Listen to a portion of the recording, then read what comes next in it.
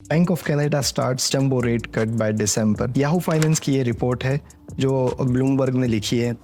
जो ब्लूमबर्ग ने जो ये रिपोर्ट है, उस रिपोर्ट में आइए हम देखते हैं। जो बैंक ऑफ कनाडा है वो अब इंटरेस्ट रेट कट को एक्सेलरेट करेंगे। बैंक ऑफ कनाडा दिसंबर तक या जनवरी तक जो रेट कट है वो डीप करेंगे। अभी तक वो 0.25 करके रिड्यूस कर रहे थे, पर बैंक ऑफ कनाडा को लग रहा है कि अगर ये रेट हमने और स्पीड से रिड्यूस नहीं किए तो हो सकता है कि रिसेशन आएगा। रिसेशन आने के कारण बहुत सारी जॉब लॉस होंगी और डेफिनेटली बैंक ऑफ कनाडा ये नहीं चाहती हैं कि बहुत सारी जॉब लॉस हों। टिफ मैकलून जो गवर्नर है बैंक ऑफ कनाडा के, वो यही कह रहे हैं कि हमें रेट कट दिसंबर तक हम एग्रेसिवली करेंगे और हो सकता है तो हम 0.5% या 1% भी रेट कट करेंगे दिसंबर तक। ऐसी ये ब्लूमबर्ग की रिपोर्ट कह रही है। Farmer bank of Canada governor जो स्टीफन पॉलोज हैं वो 2.75 इन्फ्लेशन के जो मैजिकल नंबर है उसकी बात कर रहे हैं कि अभी जो इन्फ्लेशन है वो 2.5 है, पर साथ साथ में अगर ये इन्फ्लेशन और इंटरेस्ट रेट इसी तरह रहा तो हो सकता है कि इन्फ्लेशन और फास्ट ग्रो करेगा, इन्फ्लेशन और बढ़ेगा। और अगर इन्फ्लेशन और बढ़ा या इन्फ्लेशन और कम हुआ तो या तो जॉब लॉस बहुत सारी होंगी अगर इन्फ्लेशन बढ़ा तो, और अगर इन्फ्लेशन बहुत ज़्यादा कम हो गया तो हो सकता है कि चीज़ें बहुत महंगी भी हो जाए।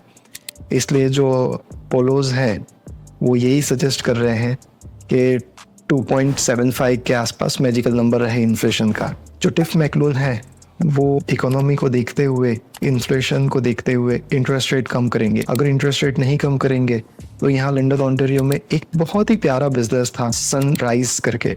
जो सनराइज मार्केट था वो फार्मर्स मार्केट की रेप्लिका या फार्मर्स मार्केट की फ्रेंचाइजी है। अब वो फार्मर्स मार्केट की फ्रेंचाइजी में बहुत सारी फ्रेश प्रोड्यूस मिलती थी, फ्रूट्स, वेजिटेबल्स या फिर किमची या फिर दूसरी चीजें बहुत फ्रेश मिलती थी। वो जो इंटरसेक्शन पे था ऑक्सफोर्ड और एडिलेड के इंटरसेक्शन पे वो मार्केट था। वो बहुत बड़ा मार्केट था और बहुत बड़े लॉट पे खड़ा हुआ था। वो भी मार्केट आउट ऑफ बिजनेस हो गया। रीजन उसका यही है कि इंटरेस्ट रेट बहुत हाई थे और उन्होंने जो पैसा बोरो किया था वो इंटरेस्ट रेट बढ़ने के कारण बिजनेस सस्टेन नहीं कर पाया। वो सेम रिपोर्ट में ये भी कहा गया है कि जो कनाडा की ग्रोथ है वो 2.5% इंक्रीज हुई है। इकोनॉमिकल ग्रोथ 2.5% इंक्रीज हुई है।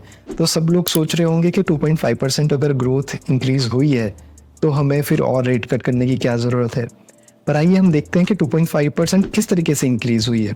तो उसमें जो पहला पॉइंट है वो है वेटेड ग्रोथ। तो गवर्नमेंट की जो इमिग्रेंट्स की पॉलिसी है कि हम और दूसरे इमिग्रेंट्स को वेलकम करेंगे, तो जो कभी भी इमिग्रेंट्स आते हैं वो बैक होम से पैसा लेके आते हैं और वो इकोनॉमी में इंजेक्ट होता है। वो इकोनॉमी में पैसा इंजेक्ट होने के कारण इकोनॉमी ग्रो करती है। तो एक ये रीजन है। जो दूसरा रीजन है गवर्नमेंट स्पेंडिंग। गवर्नमेंट ने ये टाइम पे बहुत सारा पैसा स्पेंड किया है, चाहे उनके प्रोजेक्ट्स हों या फिर जो लोग हों उनके अकाउंट्स में डिपॉजिट किए हैं, तो उसके कारण भी इकोनॉमी में पैसा इंजेक्ट हुआ है। इसलिए जो बैंक ऑफ कनाडा बोल रही है कि कनाडा की जो ग्रोथ है वो 2.5% है। और जो थर्ड पॉइंट है वो जो लोकल बिजनेसेस हैं या फिर लार्ज स्केल जो बिजनेस है वो भी कोशिश कर रहे हैं अपनी तरीके से सर्वाइव करने की और वो भी इकोनॉमी में पैसा इंजेक्ट कर रहे हैं। जैसे हम बात कर रहे थे कि बैंक ऑफ कनाडा जो है वो दिसंबर जनवरी तक जंबो रेट कट करेंगे।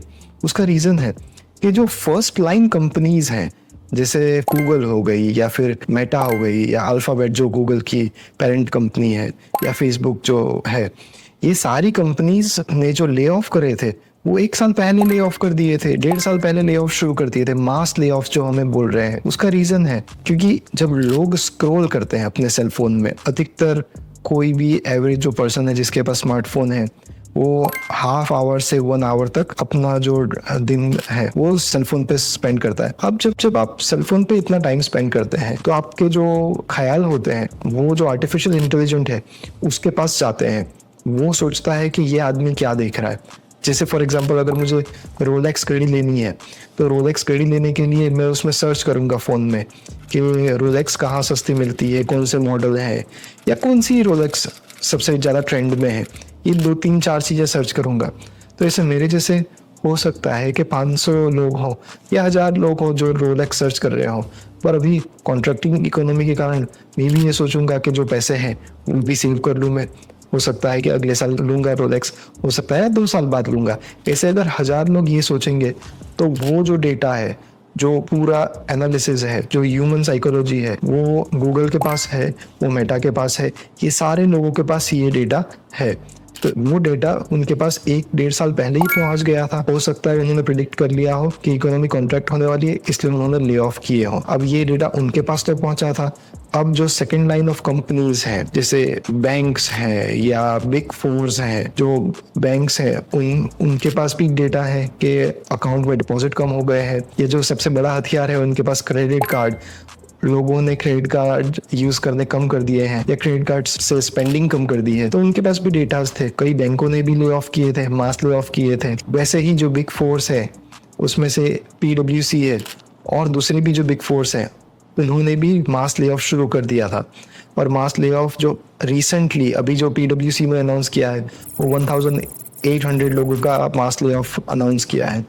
तो PwC भी जो सर्विसेज प्रोवाइड करती थी, जो फर्स्ट लाइन या सेकेंड लाइन या थर्ड लाइन कंपनीज जो हैं, जो स्ट्रेट अवे ह्यूमन साइकोलॉजी या ह्यूमन इंटरेक्शन से कनेक्टेड हैं, उनको पता चला है या उनके पास ऐसे कोई डेटाज हैं उसके कारण वो लोग ले ऑफ कर रहे हैं। और जो इकोनॉमी है वो अब हमें दिख रही है कि कॉन्ट्रैक्ट हो रही है, पर वो डेटाज उनके पास 1 साल या 1.5 साल पहले ही अवेलेबल थे। तो आइए इसी बात पे हम कंक्लूजन करते हैं कि बैंक ऑफ कनाडा ये रीज़न के कारण जो इंटरेस्ट रेट है वो कट कर रही है, और कट करने के कारण नए बिजनेसेस खुलेंगे और जो पुराने बिजनेसेस हैं उनको भी फ़ायदा होगा, और जो रेगुलर मेरे जैसे और आपके जैसे लोग हैं उनको भी फ़ायदा होगा, जिनकी लाइन ऑफ क्रेडिट्स हैं, लोन्स हैं या फिर होम लोन है या मोर्गेजेस जो भी हैं, वो सब हमें चीप इंटरेस्ट रेट पे मिल सकती हैं दिसंबर या जनवरी तक।